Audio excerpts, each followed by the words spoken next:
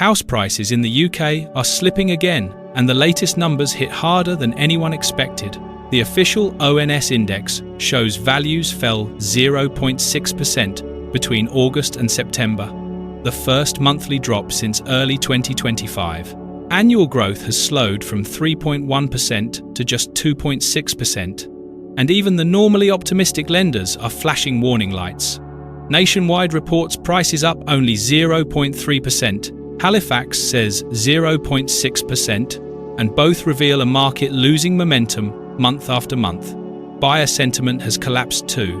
New inquiries are down 24%, agreed sales are down 24%, and demand for homes over £500,000 has plunged 11% as buyers fear new property taxes in the upcoming budget. Asking prices tell the same story. Rightmove reports a 1.8% drop in just 1 month of fall, far larger than usual for this time of year. This isn't a seasonal slowdown, it's a repricing, and behind the scenes, the Office for Budget Responsibility now predicts that upcoming tax changes will drag house price growth lower every year from 2028 onward.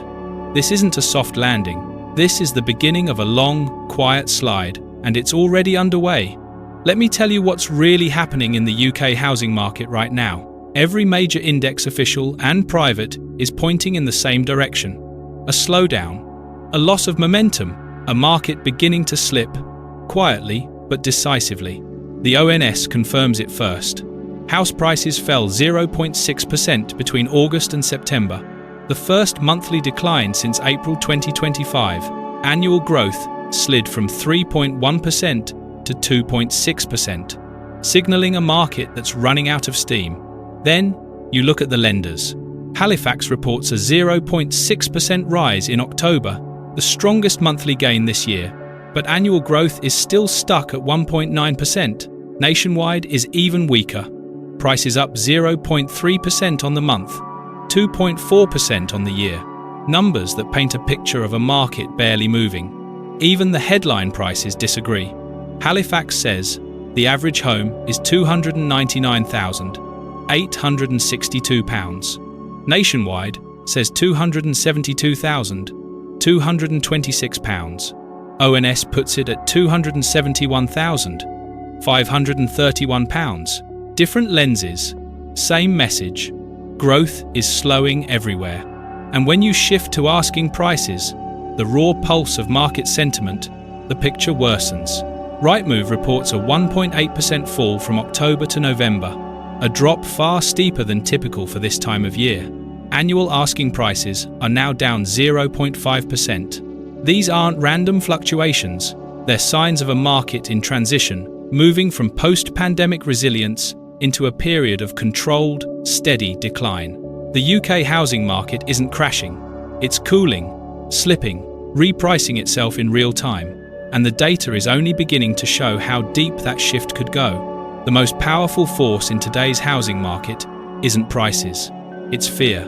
Fear of what the next budget might bring, fear of new property taxes, fear of buying right before the rules change. And the numbers show exactly how that fear spreads. New buyer inquiries fell 24% in October, the weakest reading since April. Agreed sales dropped 24% as well, a double hit that reveals a market freezing at both the start and the finish of the buying process. The impact is clearest at the higher end. Zoopla reports demand for homes priced above £500,000 is down 11% in the 5 weeks leading up to 29 September.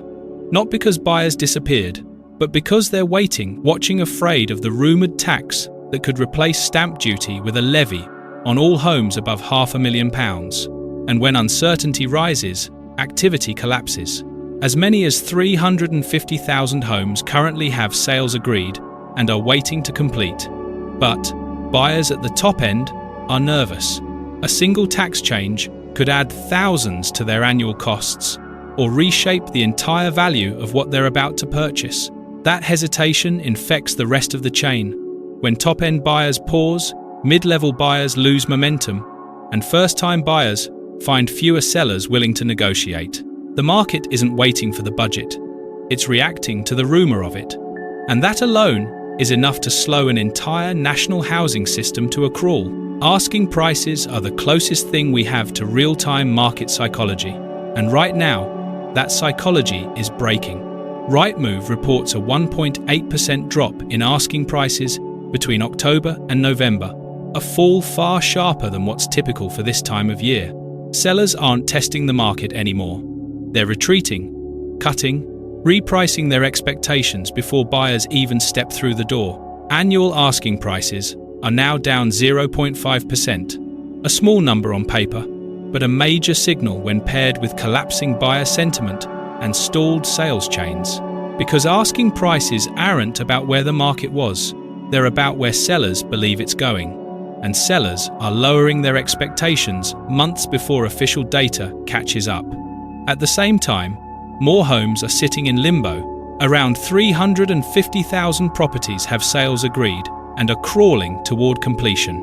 But many of those deals were negotiated weeks ago, before the latest tax rumours, before confidence fell, before enquiries and agreed sales dropped 24%. The gap between agreed price and actual market reality is widening. That's exactly how slowdowns begin. Sellers cling to old valuations, buyers demand discounts, and the middle ground disappears. Different indices may report different prices. £299,862 from Halifax, £272,226 from Nationwide, £271,531 from the ONS. But the trend they all share is the same. Growth is slowing faster than anyone expected, and when asking prices fall first, sold prices almost always follow. The slowdown in prices is visible, but the collapse in confidence is louder. Buyer sentiment across the UK is now at its lowest level this financial year, according to the Royal Institution of Chartered Surveyors. New inquiries down 24%, agreed sales down 24%, a double shock that reveals one thing with absolute clarity. People aren't just buying less, they're pulling back altogether. This psychological retreat is happening even faster at the top end. Zoopla reports demand for homes over £500,000 has stalled as buyers wait for clarity on potential tax changes. Rumours of a levy replacing stamp duty have frozen activity in the very segment that usually anchors the market. And confidence isn't falling in a vacuum. The labour market is weakening, hiring is slowing, economic growth is soft. Households are increasingly cautious about taking on new debt at a time when disposable income is already under pressure. Every one of these factors pushes buyers into the same mindset: wait, watch, pause. The Treasury hasn't confirmed whether new property taxes will appear in the autumn budget, and that silence is amplifying the uncertainty. For buyers, the calculation is simple. If the government raises taxes on higher value homes, prices could fall. If prices fall, waiting pays. And if waiting pays, the market freezes. Confidence is the oxygen of a housing market. And right now, the UK is running out of it. Affordability should be improving. On paper, it is. But in reality, it's not enough to move the market. The Bank of England has signalled it is comfortable with lenders allowing more borrowers to stretch their finances. Under the old rules, fewer than 10% of new mortgages could exceed 4.5 times a borrower's income. Now, the BOE says it would be happy to see that number rise to more than 15%. Nationwide followed quickly. With the relaxed limits, the average applicant can now borrow an additional £28,000. On the surface, that sounds like a boost, a policy shift designed to pull buyers back into the market, a way to soften the impact of higher living costs and slow wage growth. But the broader data tells a very different story. Wages are forecast to rise 22% between 2025 and 2029. Yet consumer confidence is still falling, the labour market is weakening, households are more cautious with every economic headline, and lenders know it. Despite new flexibility, they remain defensive. Rates may be stabilising, but approval standards are not. Income checks are tighter, risk models more conservative, and lending appetite is nowhere near what it was during the boom. Buyers may be able to borrow more, but they're not willing to borrow more. Not in a market clouded by tax uncertainty, slowing price growth, and the threat of further policy changes. This is the paradox of the 2025 housing cycle. Credit is loosening, but confidence is tightening. And when confidence tightens, transactions die no matter how much lenders open the door. When you look beyond the headlines, a different story emerges. Not a crash, not a boom, but a split, a market dividing itself into two distinct futures. Savills now expects UK house prices to grow just 1% in 2025, only 2% in 2026. Numbers far below their earlier forecasts. Numbers that confirm the market is slowing more sharply than analysts expected. Growth is still there, but it is soft, fragile, uneven, and that unevenness is becoming the new defining feature of the UK housing cycle. From 2025 to 2030, total price growth is expected to reach 22.2%. But that national figure hides the real shift. Yorkshire and the Humber, along with the North East, are forecast to surge 28.8% over the same period, the strongest regional performance in the country. Meanwhile, southern regions, particularly London, are projected to grow far more slowly. Weaker sentiment, higher valuations, greater exposure to tax changes, and a growing reluctance from high-value buyers who are already hesitating at the £500,000 threshold.